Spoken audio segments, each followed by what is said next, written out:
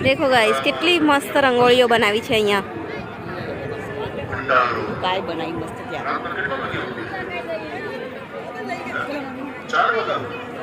આ આપણા ગૌ ભક્તિનો કાર્યક્રમ છે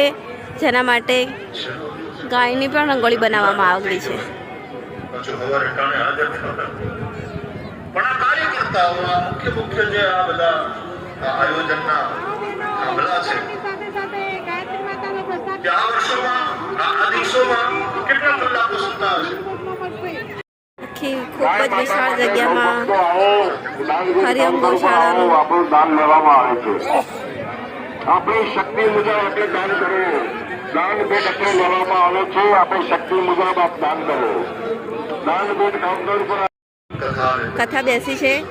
જ્યાં સંત શ્રી રમેશ ઓઝા સરની મનન કરશો એટલે બુદ્ધિને વિનય કથા રાખવામાં આવેલી છે